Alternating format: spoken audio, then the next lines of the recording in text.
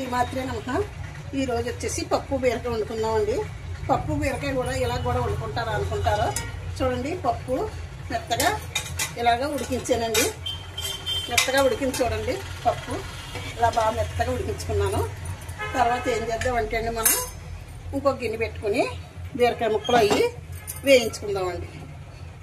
సరే అండి, ఇంకొక గిన్నె పెట్టుకున్నానండి. ఆయిల్ వేసుకుంటాను. స్టవ్ వెలిగించుకుని ఆయిల్ వేస్తాను. చూడండి, ఆయిల్ కాగింది. ఫస్ట్ మనం జీలకర్ర వేసుకుందామండి. ఇదిగోండి జీలకర్ర వేస్తున్నాను. కొంచెం ఆవాలు కూడా వేస్తున్నాను.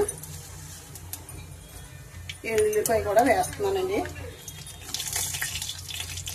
3 ఎండుమిరపకాయలు వేసుకుంటున్నానండి.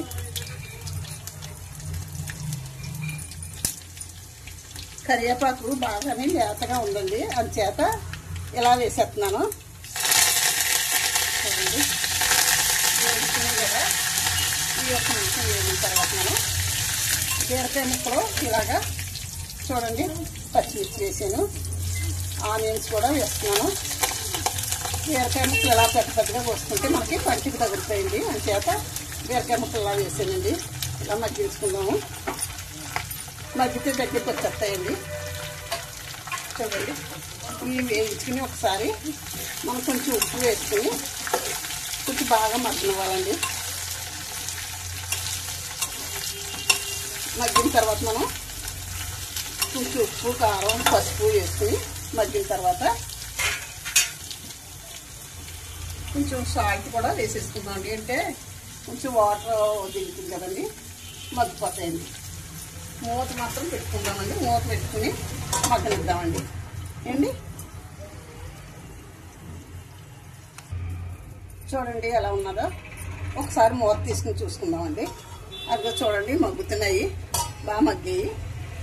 ఏం చేద్దామంటే ఇప్పుడు మనం అండి కొంచెం పసుపు కూడా వేసుకుందామండి. పసుపు వేస్తున్నాను, 1/2 టీ స్పూన్ పసుపు. కారం కూడా వేసుకుందామండి. అంటే పచ్చిమిర్చి, ఎండుమిర్చి వేసాం కదా, అంచేత కారం 1 స్పూన్ వేసుకుందాము, సరిపోతుందండి. కొంచెం వేస్తున్నాను, స్పూన్నర వేసానండి కారం. సరేనా? ఇప్పుడు మనం మగ్గిపోతున్నాయి కదా, మనం ఏం చేద్దామంటే అండి, ఇప్పుడు ఈ పప్పు ఇందులో వేసేసుకుందామండి. మగ్గిన పప్పు ఉంది కదా, బాగా ఉడికించాను.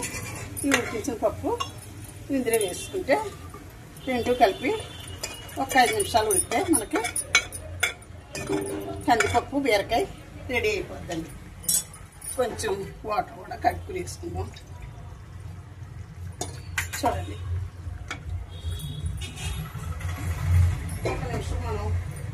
ఒక 5 నిమిషాలు మనం మూత పెట్టుకున్నామంటే మనకి రెండు రెడీ అయిపోతాయండి. మూత పెట్టుకున్న తర్వాత 1 నిమిషం ఉడికిన తర్వాత కలుపుకుందామండి. మనం రెండు కలిపి ఎలా ఉడుకుతున్నాయో చూద్దామండి ఒకసారి.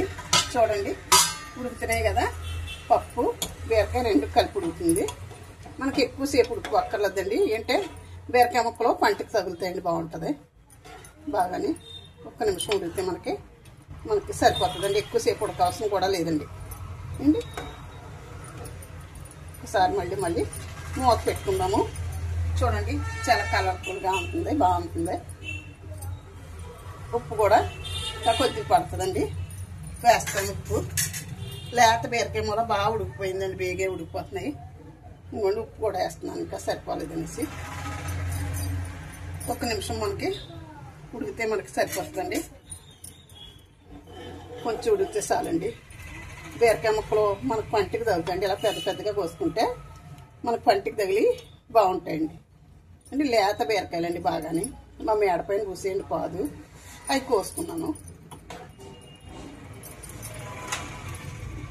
ఉప్పు సరిపోయిందండి. 1 నిమిషం మూత పెట్టుకున్నాము. 1 నిమిషం మూత పెట్టుకుంటే మనకి కొంచెం రెండు కలిపి ఉడుకుతాయండి. మూత పెట్టాను.